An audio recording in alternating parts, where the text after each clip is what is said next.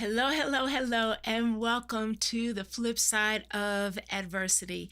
I am Dr. Veirdre Jackson, the CEO and creative of Living Strong Consulting, and I just thank all of you who have been on this journey with our conversations all month long. We have talked about speaking out, standing up, knowing the power of your voice, and fearlessly winning. I'm ending the month by making sure you also understand that, yes, in our grind culture, our hustle mentality, there's power in the pause. With all of that, if you don't find strength in your pause, you actually can't sustain any of that other stuff. And so when I think about the learned lessons that I've had to learn and actually are still learning, understanding that constant demands from information, from media, from people we are serving and giving, they actually can create emotional exhaustion. And pausing allows us to reduce our stress, reset our focus, and when we are actually creating that space for pause, it actually helps us in brain health. Now, I know we talk a whole lot about emotional health, but pausing actually helps at literal brain architecture. And so when we allow ourselves to pause, we're able to sharpen our focus, help our mental flexibility. When leaders pause, it allows them to prioritize and become strategic and make sure that their decisions are aligned to their purpose. And if you're a business owner, an entrepreneur, a mom, someone who is impacting other people's lives, when you take time to pause, it creates margin for reflection, for you to be able to actually cultivate empathy and enhance literally how you are engaging with others. So, power of the pause. There is a strength literally in the heart of that. So yes, I know you are standing in your power. I know you are using your voice. I know you are fearlessly winning. But are you accessing the power of your pause? Well, I've got an expert in the house this session, and we're going to talk with her and gain all of her wisdom and her insight on the flip side of adversity. So let's get ready, lock in. We'll be right back. Let's talk about it. Trauma, toxic stress, broken habit, and hurting heart don't define destiny, but peace isn't passive. It requires an exchange. To create a flip and access peace in the middle of the pieces, you are challenged to make an exchange of the lies that have kept you mentally hostage in basement moments. Resilience isn't about bouncing back, but bouncing forward. Living Strong, the flip side of adversity, brings powerful stories and fearless conversations from experts in the field of business, relationships, emotional, physical, and mental health, and faith-based communities. Each episode creates a brave space with powerful tools from authentic connections. Tune in as we dig in with Dr. Jackson on the flip side of adversity.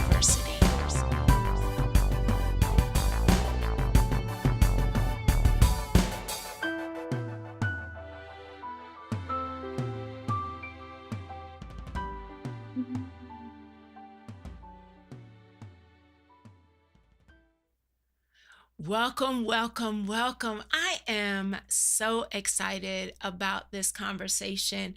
And straight from the jump, people are already commenting on the truth that's behind this. So let me tell you a little bit about our guest this evening. So, Dr. Nicole Pertillar is a distinguished speaker and mental health coach who transitioned from counseling to mental health coaching to expand her impact on personal growth and well being. She's known as Dr. Nick by her clients. She specializes in empowering women navigating midlife. Can I get an amen from anybody? That would be me as well. To really understand their worth, prioritize their self-care, and discover purpose. Her holistic approach blends spirit, mind, and body, reflecting her commitment to overall wellness. As the founder of Live from Wholeness Coaching, she incorporates creativity and nature into her work. She is inspired by her passion as an artist and a plant mom.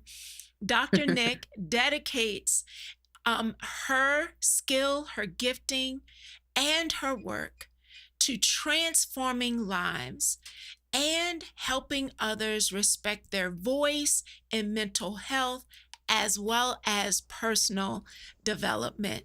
Welcome to the flip side of adversity, Dr. Nick. Thank you so much. It's an honor to be with you today. You know, I have to also help those get a little bit of context. So, Harriet Harris had us together at the Ascend conference, Mhm, and we sat next to each other, and you shared this concept of helping people align their awareness to their internal growth, to actual the soil and growth of mhm, plants, and I was completely intrigued.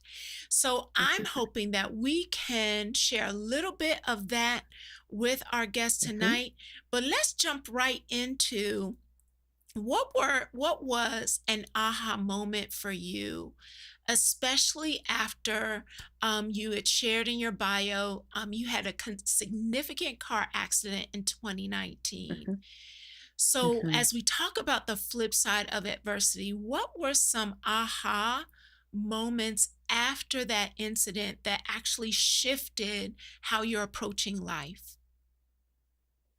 Oh, yeah. The accident happened like you said in 2019, and I at that point in time I was a full-time doctoral student. I was a full-time intensive family therapist and just trying to live life, right? So life was very full, and I happened to be working one day. We got into a car accident. I was the only person in the car who was injured.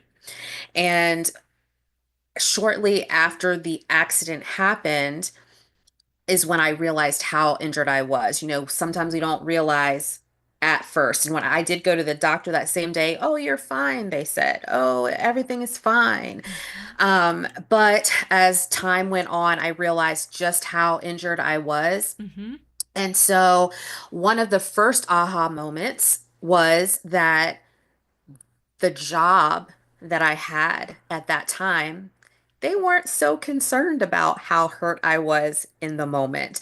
Um, the company as a whole and what I actually needed to heal and for to mhm, facilitate my healing. And so I had to start thinking about that, and I had to start thinking about what I was going to do. And that's when God started talking to me. You know, mhm, he starts talking to me and starts saying, you know, you're really busy right now. You're doing a lot of things that mhm, are good things, but are you doing the thing? Are you mhm, doing the thing? And so it was kind of like, mhm. I call it kind of like my forced pause, because it forced me to be still because it hurt to move, Yeah. physically hurt to move. But I had to be still, and I had to not only think about what I was going to do as far as that job was concerned, Mm, but it also gave me time to reflect on what was I actually doing in my life. mm, Were my actions and everything that I was busy with aligned with who I know I am created to be and what I am created to be doing, even though they were good things. Are they fully aligned? And so that was the first aha moment, um, kind of being flat on my back and Yes. having to heal and recover and having time for God to like talk to me because before that I was doctoral classes, counseling, all of these things, going here and there and everywhere, trying to keep up with it all. And I wasn't always hearing. I Yeah. was doing. I was doing a Yes. lot. There Hmm. there is so there's a whole workshop in we get so busy doing that we don't Hmm. hear. That's a whole Hmm. workshop by itself. And I Yes. think when people recognize that we can get so busy, committed, grinding for someone Hmm. else, for others, and when we need to actually prioritize ourselves, there's still not that same priority, right? And so there's Hmm. that moment where you had to shift. And I know that that Hmm. word shift me is significant for Hmm. you. Can you help us Hmm. understand? So once you had that aha moment, what Hmm. how did things shift for you and impact your transition in your actual work? Um, well, I had to shift my thinking really. I had to shift the way I was thinking about myself and the way I was thinking about my purpose and what I needed to be doing to accomplish that purpose. Because a lot of the things that I was doing or trying to do in that season, um, I'm not doing them any longer, but I'm still moving in my purpose, right? I'm still walking in my purpose. And it's not that those things were not necessarily good things to do. It's just that are they right on that path that I Mhm. need, kind of that sweet spot that I need to be right on. And so when I'm working with clients, that is one of the things that I talk about a lot is really beginning to analyze the thoughts that you have and the beliefs that you have about who you are, about your situation, about your purpose, about what you're capable of doing, and making sure that your behaviors are lining up with where you actually are saying you want to go. And we need to pause to be able to do that. Right? We can't shift our thinking without pausing to reflect on our thinking. Yeah. And so that's like one of the things that in a sense I was forced to do because I Mm. was laid down from the Mhm. accident. But now I'm trying to encourage people to not have a forced pause, but to be intentional about creating space in your life and creating these pauses so that you can shift in a way that doesn't involve so much pain like it did for me. The learned lessons, right? The learned Yeah. lessons. I think it was so significant for us to have this conversation because you entitled this segment The Power of the Pause. And Mhm. I would love for you to talk to the person who is afraid to slow down because they're afraid they're going to miss the thing. They're going Mm, to miss the mm, opportunity. If mhm, I'm not constantly moving, I'm not doing enough. But you're actually mhm, sharing that there's power in that pause. Can you continue to kind of mhm, break that down and speak directly to that person who is like, I can't slow down, I'm going to miss it? mm. Yes. The reason why there's so much power when you pause is because it allows you to tap into a higher source. It allows you to tap into divine presence, divine downloads, divine movement in your life. When we are so busy and we're trying to keep up and kind of like on that what is it, the wheel, that the hamster wheel, when we're kind of doing that and we're trying to keep all the balls in the air, and that's a lot of our own self, right? That is a lot of us striving to do what we think we should do to make something happen. Well, when you actually allow space in your life in that pause, that place of rest, that is when the real magic happens, because that's when you are able to, you might even be able to eliminate a lot of the steps that you're feeling like you need to do, because you get this one amazing powerful download in the place of your pause. But the challenge is that we're afraid to do that. We're afraid that we're going to miss something. But what I'm encouraging you to understand is that you don't miss what's for you. You don't miss what's for you when you're fully connected and aligned, and you're able to receive from above the Lord. You're able to receive these downloads um, that really are more strategic for you. Because when we are just running, going, constant movement, constant thoughts in our mind, constant kind of bouncing around, um, that's not very strategic. And I want us to be strategic, hitting the mark right, like just like square right there. And that's what happens when you pause. It allows you space to have that information, to have the clarity. Like Dr. Veirdre mentioned that I'm an artist. When you are so busy like that, your creative mind is not, it's like all over the place. But when you allow yourself to pause and give yourself the gift of pause, that's when creativity really comes alive. Creative strategy. So it's not necessarily just about being an artist, but it is about the way your mind strategically thinks about things and planning things, and the different steps that you need to take or the things that you need to be involved in. So that is really the power of pausing. It allows you all of that. It's really a gift. Truly is.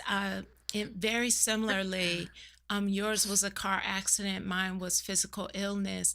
It was the actual inability to do anything else that I really had to listen to the Lord and Mm, allow myself to believe him in what the instructions he was giving me. And that's literally where Living Strong Consulting came from.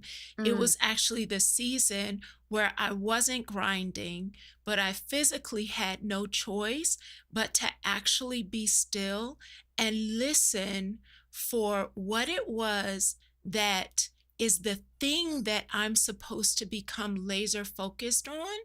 I love, mhm, as you were talking, really thinking about sometimes we mistake busyness for productivity, and they're mhm, actually two different things. So when you mhm, talk about a wholeness to mhm. your approach of counseling to the work, what does it mean for you to live from wholeness?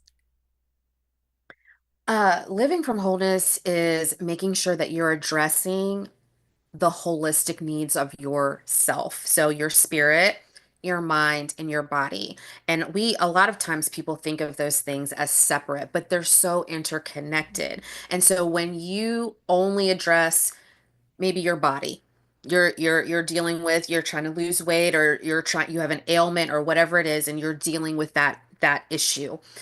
If the spirit, which um is kind of like what I was talking about, how we Mm-hmm. receive our connection to the divine, to our creator. If that is kind of off, um, you're not coming from a whole place. And Mm-hmm. then when you think about your mind, that goes back to what I was saying about shift your thinking. Like I always say, shift your thinking, shift your world. So if your thoughts are off, your beliefs, what you are actually believing about your body, because you're Mm-hmm. working on your body. If your thoughts about your body are off, if your thoughts about, your what you're capable of achieving, all of that, if that's off, then this is going to be a struggle over here. So the whole idea of Live from Wholeness coaching is to make sure that people are touching on all of those areas and Mm-hmm. not neglecting any of them, so that you can move forward in wholeness. Wow. I think about how sometimes we focus on one area and neglect the rest. I Hmm. actually had a moment, an aha moment myself. Literally this morning before I got out of the bed, I have had a very hectic schedule in moving, and I've had to get up very early. And people know I normally get up at 4, but I've had to push the clock back to like 3:30, Mm, and in order to accomplish what I need to accomplish before I leave the house. And I felt so off yesterday. I was having all these dark thoughts. I was frustrated. It was just this place of where even it made me physically not have mm, the energy to move mhm, forward.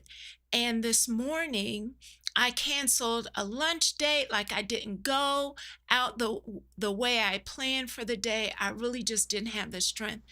And this morning, um, literally the Holy Spirit had this like download in me that you have been getting up early for 2 weeks straight, and you have neglected your devotion and meditation mm, time. And you're taking for granted that you got like you've got all this extra left over from the last time you did it. You're expecting it to just automatically refuel. And I tell mm, you, I got up and dedicated time to resetting literally my soul, mhm. and it affected Yeah. everything today. I was Mm, so far, I had energy. I ran errands. I've been feeling positive. I laughed. It shifted everything. And I don't think mhm, people always realize when you neglect a part of it, it really does mhm. shift everything.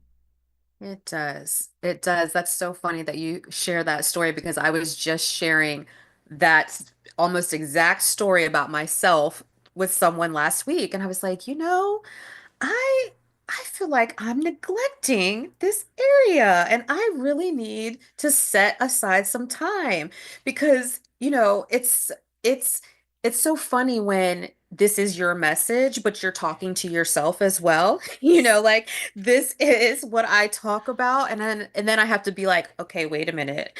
Are you doing that? Make sure you're doing that because you can't be out here talking about this and not doing it. And so it really is so true.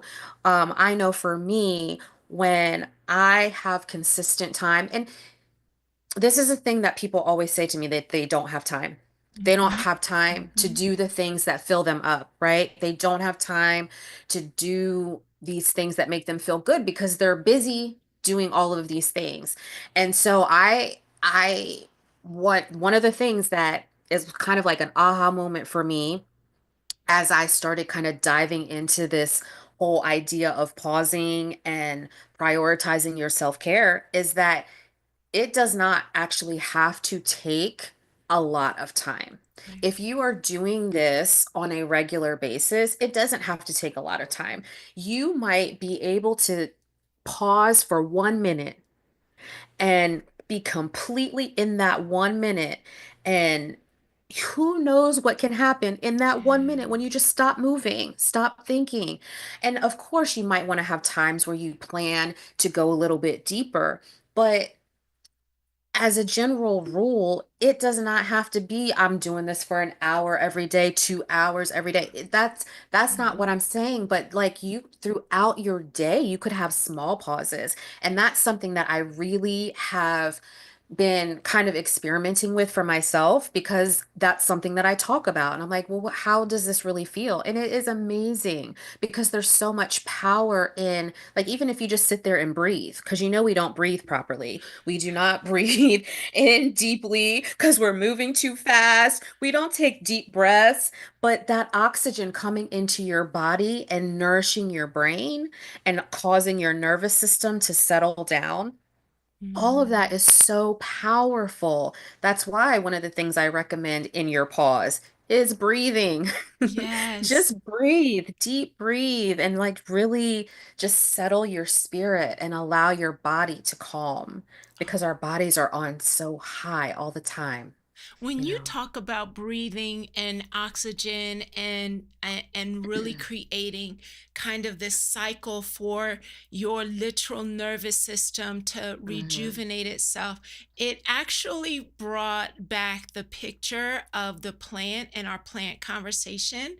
And so Mhm. I'm curious how as a professional, a creative, an Mhm. artist, and a plant mom, Yes. how do you actually incorporate this connection to plants and growth in this healing journey?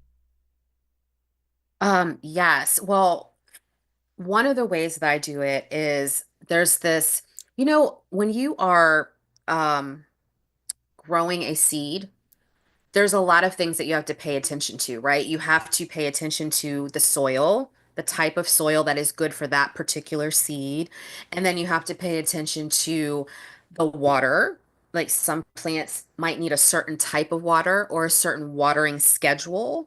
And then some plants might need a certain type of food. So that's all you paying attention to what that plant needs, nurturing that plant.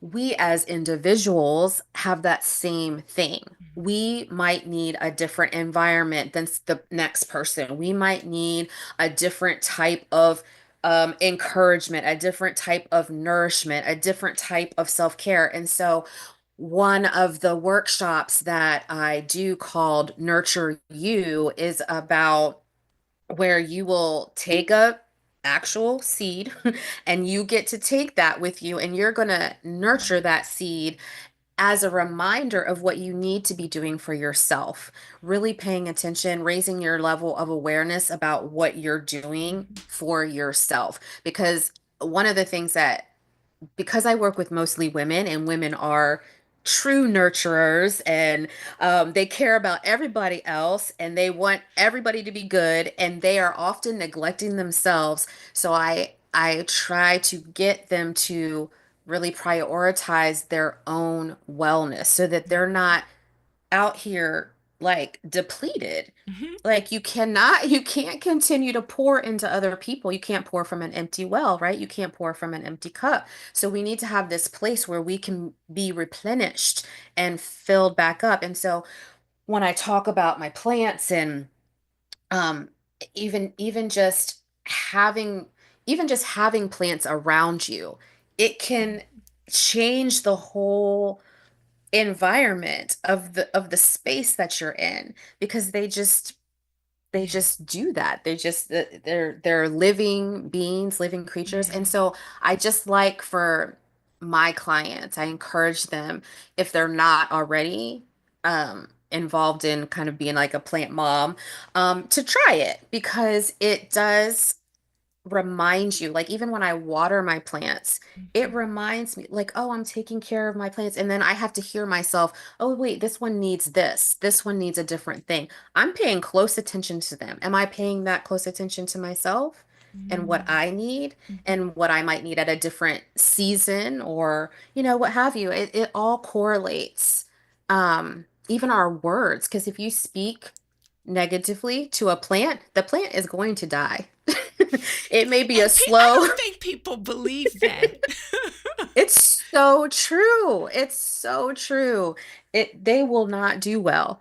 They won't do well. Mm. And when you do speak to them, like I'll sometimes play music for them. Mhm. I will make sure I have lights on timers so that they have light at the right time.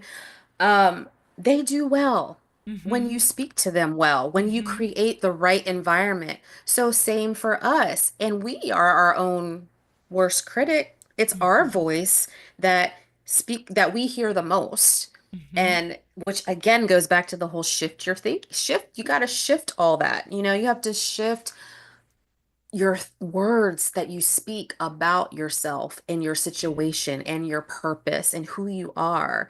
And so that's one of the ways that I try to correlate that whole plant life Yeah. into your own life.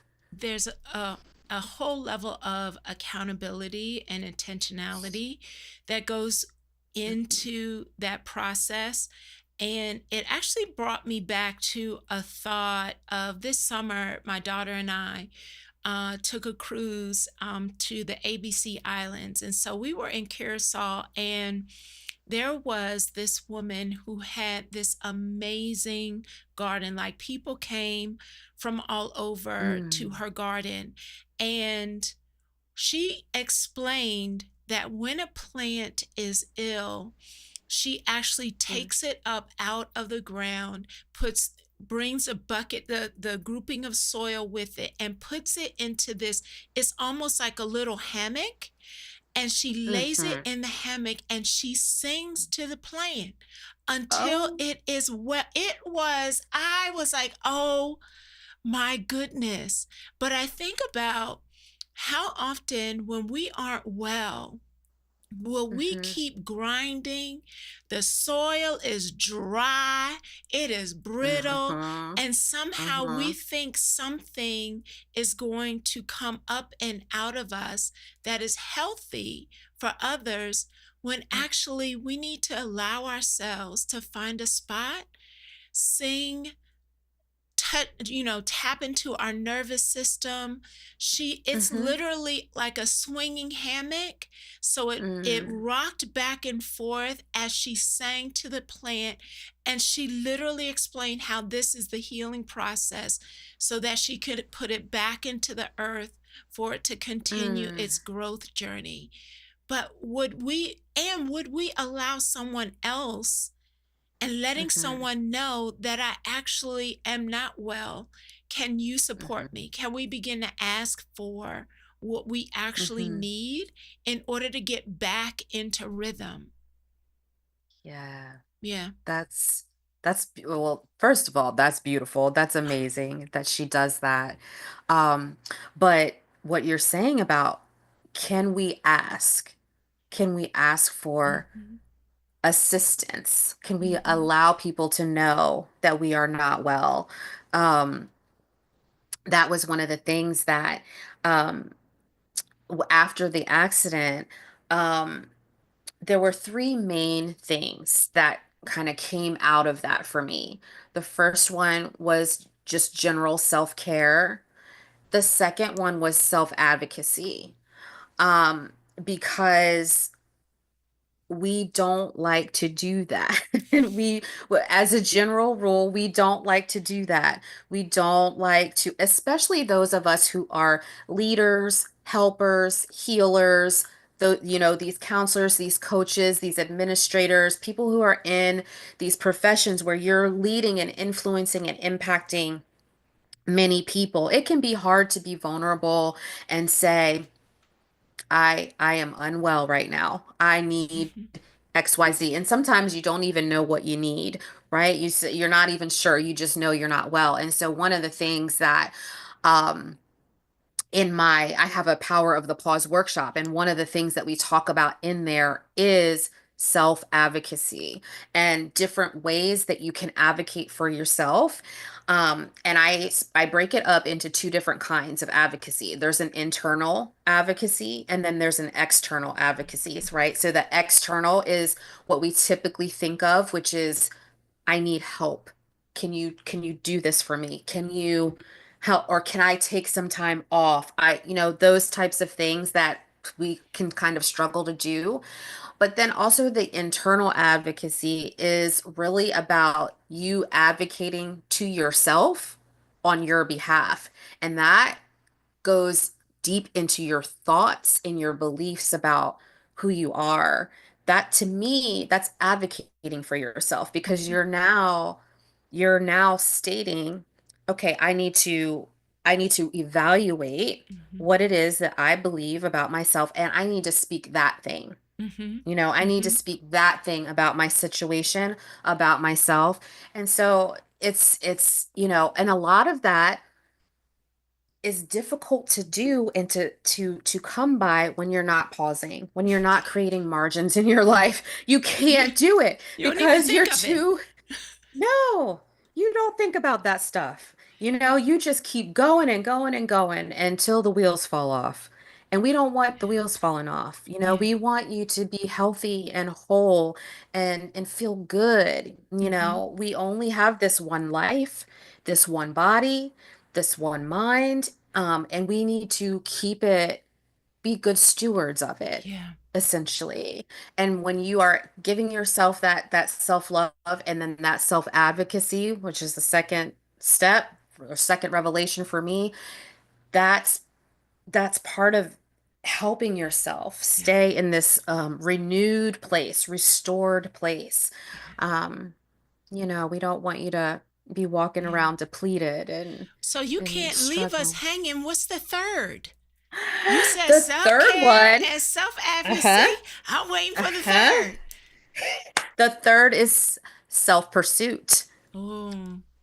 Oh, self-pursuit is really about pursuing who you really are, Mm-hmm. pursuing the purpose that you were created for, and understanding that as you move through different seasons and different phases of life, that purpose never changes. The look of it, the manifestation of it, how you're walking it out may be different than it was 20 years ago, but who you are, the essence of who you are created to be is the same because Mm-hmm. it was existed before you even got here. Mm-hmm. So it's really kind of helping people tap into what that really is because a lot of the women that I work with, because they're 40 and beyond, usually, they have been married for a long time. They've been moms for a long time. They've poured themselves into their careers, and now their kids are leaving, going to college. Maybe they're burned out from their career and they're wanting to shift. Maybe they've gotten a divorce. Maybe they haven't, but they're just kind of like in this state of, I don't even know who I am because I poured everything into my child. I poured everything into this career that is really kind of done for me now, but I don't know what to do with where I'm at. Yeah. They feel lost. And so it's kind of that whole thing of allowing yourself to pause and Mm-hmm. let's look at this. Let's look at life. Let's look at what you've done and let's look at how that adds up, how all the pieces pull together for where you are right now.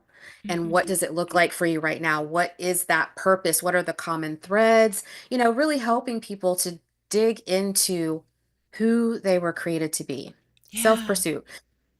I love that intentionality because I agree we can't actually get to that place without the pause because it requires the reflection. And so you began Hmm. to kind of lay that out in looking at the patterns. So what are the things that you have found over and over again, whether it's been in Hmm. job or ministry or volunteering? It's this thing that you keep putting your hand to that brings you Hmm. joy. It may look different Yep. in different seasons, but there's a Hmm. pattern, but we won't Hmm. see that pattern without an actual pause to reflect back. And I would even Hmm. venture to say, in some respects, start taking it out and putting it on paper, like looking at the Exactly. timeline, looking at when Hmm. this was happening. You really began to do this, maybe even listing some of the Hmm. things that brought you joy. What are those Yes. things? What wakes you Hmm. up? What do you continue to think about?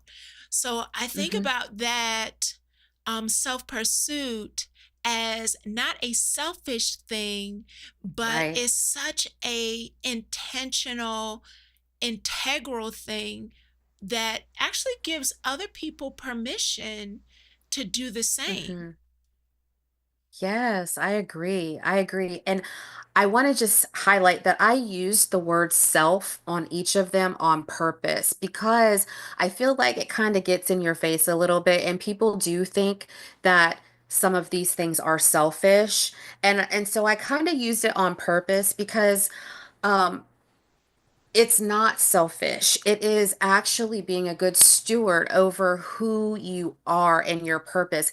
And, as women, when we are pouring out so much like that, Mhm. um, you cannot continue to do that and be who you were created to be in this world for other people if you're not taking care of and honoring your own self. And Yeah. so that's really why they all start with self. It's just to kind of like highlight that tension that there is that Hmm. people don't like really looking at themselves. But yeah, Yeah. it is when you talked about kind of like looking at the pieces of life and kind of going back and creating these lists, because our lives are like a mosaic. All pieces, nothing is wasted, right? Right. Nothing is wasted. Every piece makes up this beautiful masterpiece. And I remember when I was in, I think it was second or third grade, the teachers would always say that they called me Nikki back then, and they were like, Nikki, if someone was sad, a kid was sad or crying, Nikki, can you go in the bathroom and talk to that little girl? Can you go encourage that little girl? I, second grade, third grade, that's who I am, right? That's part of my purpose. So and the teachers notice that in second grade, third Mm. grade, fourth grade, because they're asking me to do this thing for this kid who's sad. So that's what I like to like just kind of get people to think about. Like, that's always been who I am. It has looked very different over my lifetime of how I operated in that, but I've always operated in it. And I can Hmm. always find creative ways to operate it when I just pause and ask, what Yeah. is it? How does it look right now? What am I supposed to be doing right now with this gift that you've given me? Yes, and pause and ask, because that when you are that internal self advocacy, I also think of it as not only asking yourself how you can do more of something, but also how can you release the guilt? Like, I don't Mm, have to be guilty in this moment to prioritize what I need, like releasing the yes. guilt, releasing the shame, and allowing Hmm. yourself to operate in more of a freeness,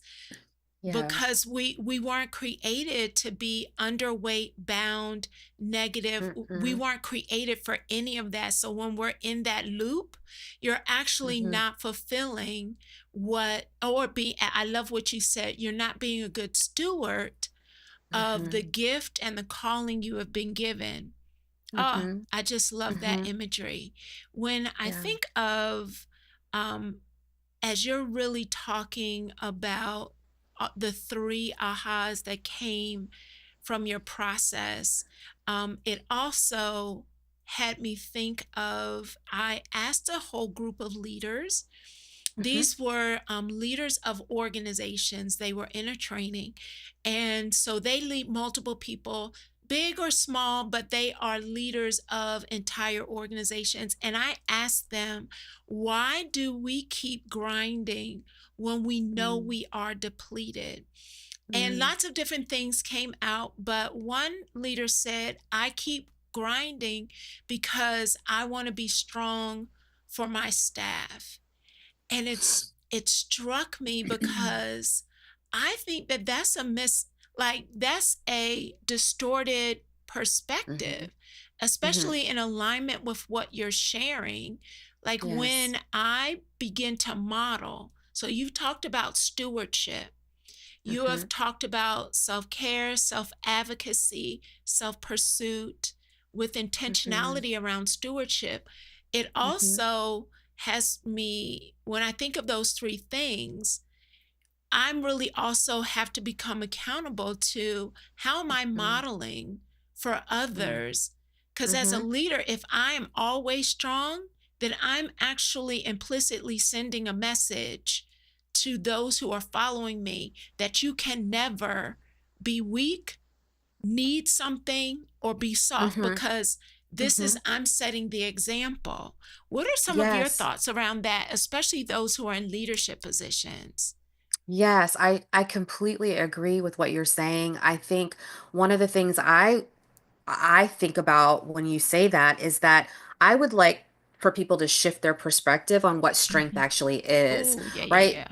Because it is actually a strength to be able to say, I need help with this, or this is kind of off over here, or I need to rest. It's a strength to acknowledge a need that you have. And so I would encourage leaders to actually show their strength by being able to ask for what they need.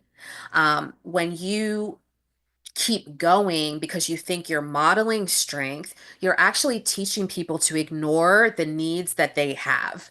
You're teaching them that it's not okay to feel any of these things, to struggle in any of these areas. And so for me as a leader, I want the people who follow me and who I am influencing, I want them to understand that it is a strength to be able to ask for what you need, to be able to allow that support to come into your life. To me, that is a strength. I love that. I love that because when I think about how you painted the picture of our lives being a mosaic, they're not all bright Mm-hmm. colors, right? So Right. there's dark pieces, there's bright pieces, there's vibrant Mm-hmm. pieces, there are pastels there. All of these shades and hues make up our mosaic. So there are going to be hard seasons. There's going to be Mm-hmm. times in which we don't always have to be bright and on top of, but when you allow people to know your strength is actually Mm-hmm. in your weakness, first of all, we're told Mm-hmm. that it's biblical, Mm-hmm. Yes. but Mm-hmm. it also frees people. So Yeah. I'm curious, as you think about this mosaic image and being a coach to people, how do you actually help them Mm-hmm. process pain and protecting their Mm-hmm. peace so that they can remain Mm. stewards and be Mm-hmm. well enough to fulfill purpose? How do you help them process that those two? Um, the idea of processing pain, one of the things that I share with people is that we're never ignoring. We're never saying, for the sake of being positive. Hmm. We're never saying, oh, this pain does not exist, or this is not a hard season, or it's not about that, but it's more about acknowledging what you're experiencing and then really thinking about what you need in that kind of pain, Hmm. that sensitive, when you're feeling kind of raw. What are some things that you need during those times? And can you envision with me where you want to be on the other side of this so that we don't get stuck in this kind of like, woe is me, it's gonna be like this forever, you know, all of that. Um, and then on the other side, when you talked about protecting your peace, for me, one of the ways that I really teach about that is boundary setting. We as people, we really struggle with boundary setting. And so, it's okay to say a powerful no. It's Mm. okay. Hmm. It's okay to say, not right now. It's okay to say, maybe later. All of these things are boundaries that you're setting to protect your space, your energy, your peace. And it's okay to say yes when it's time to say yes, and just really um causing people to look at their I have one activity that I do. It's like a strategic life planning session, and we really look at every area of your life and try to see where there are no margins. And we Mm. look for where are the energy drainers and where are the energy givers, and what can we reposition, what can we adjust so that we're protecting our peace and the energy that we have. Yes, Yes. no is a complete A sentence. whole Yes. complete sentence, Essie. I know that's right. But sometimes we worry Yes. so much about what somebody's going to think that we Hmm. compromise doing the integral work of being able Hmm. to protect the peace so that I can actually sustain the purpose. Oh, Yes. oh, so powerful, so powerful. So when you are in that place of really being strategic, and I Hmm. love the intentionality that you're laying out for us because I think sometimes we get so hurried. Either things Hmm. get hard and we get stuck in the hard and don't actually take the time to visualize what is possible, even Mhm. in this moment, but then Mhm. also recognizing that boundaries are a freedom. They Mhm. cultivate a freedom and they have a purpose. When you're recommending, I think that ability to not run from pain, but actually process it and protecting your peace, there's an art to that Mhm. that actually cultivates resilience.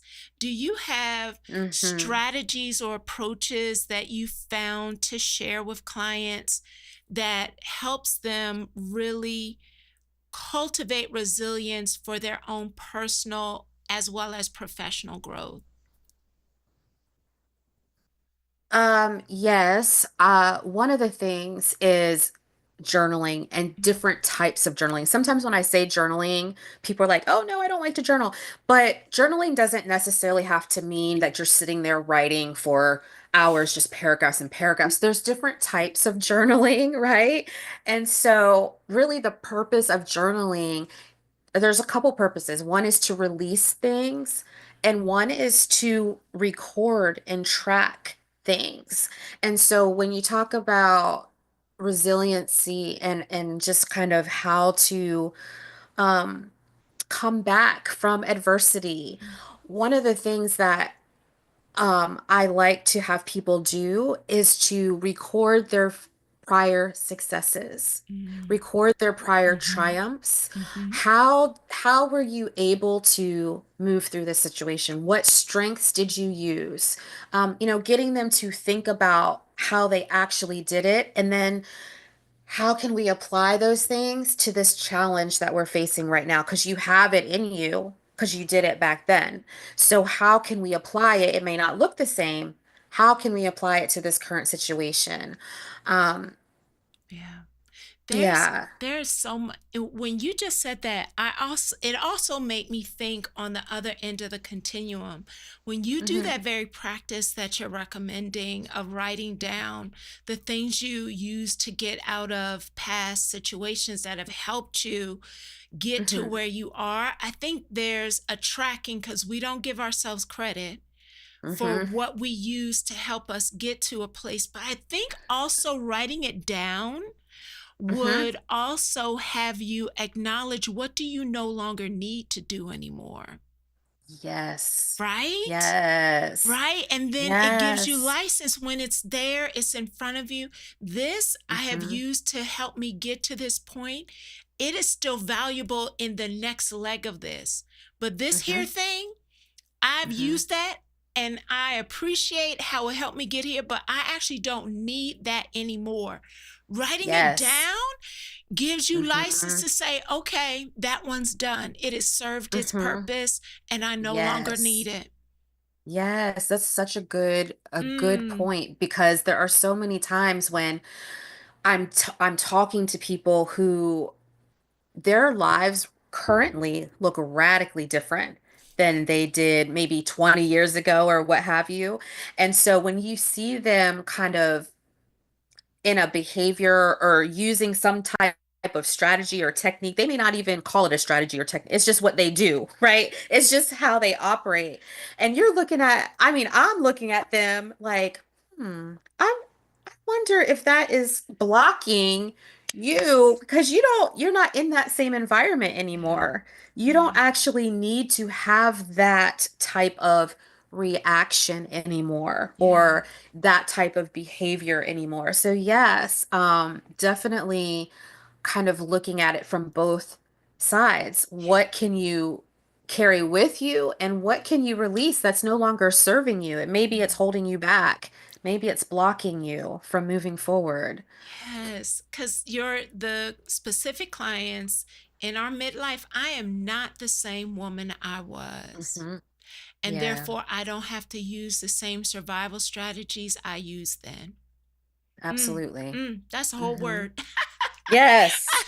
Yes. So I cannot believe how fast our time, as always, it always goes by so fast. Thank you for reminding us and reframing for us that there is strength. You used the word power, you redefined Mhm. strength for us, that allowing ourselves to self advocate, Mhm. using self care, and having self pursuit is all authentic parts of being able to fully be who we are now, because Mhm. all that stuff we can carry forward Mhm. into this moment. So I know, as an expert in this place of growth and growth analogies and metaphors, I know there's some stuff on the horizon for you. Can you tell us what's on the horizon for Dr. Nick? Yes, I would be happy to. So I am actually right now launching my coaching membership group. It is called The Well. And the reason it is called The Well is because we need to be filled up, right? And the well is where we get filled up. The name comes from the woman at the well in John 4, where she meets Jesus and he gives her the living water. And so the well is a self-care community support membership. And so in that membership, I will be doing monthly teachings. I will be doing some daily, you'll be getting daily content about just ways to reframe your thinking, shift your thinking. We will be having Q&As, some laser coaching happening. It's just going to be a great environment for women to come together who are really wanting to be in this path of prioritizing their wellness and their self-care. And I'm so excited about it. You can find out more about it on my website, which is just my first and last name, NicolePertillar.com. And once you go onto the site, it's right under that big picture that you see. It'll say join the Well membership. And when you go to that page, it'll tell you all about it and how you join. And I'm just really, really excited about the opportunity to serve women in that way.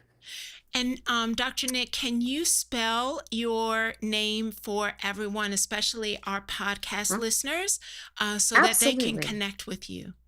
Sure. My first name is Nicole, Nicole, Pertillar, Pertillar.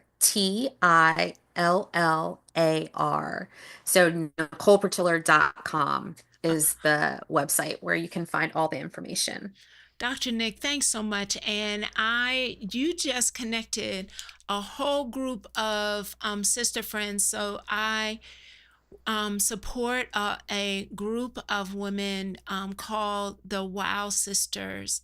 And so they are women of Mm, wellness.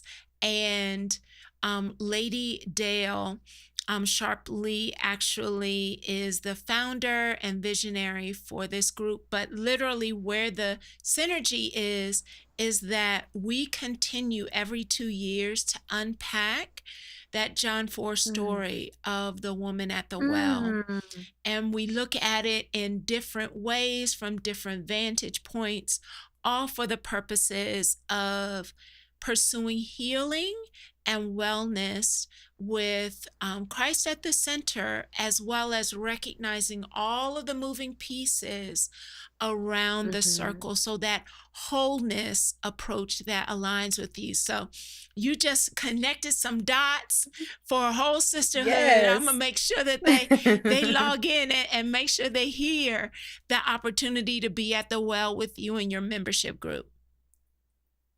Thank you so much. Thanks for Absolutely. having me. It's been amazing. Oh, this has truly been a wonderful conversation, and I thank you for your transparency and your sharing. So, if you have any thought around whether or not you can stand, you can speak, use your power, win fearlessly, Dr. Nick, in her own way, continued the very same conversation that all of our guests this month have shared.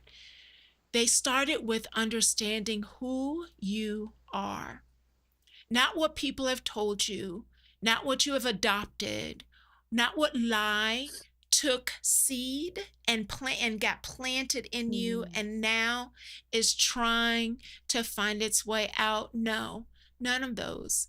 Actually connect with the original design that is you. Belonging and your power starts inside of you. And so I encourage you and I thank you for being on this journey all of October.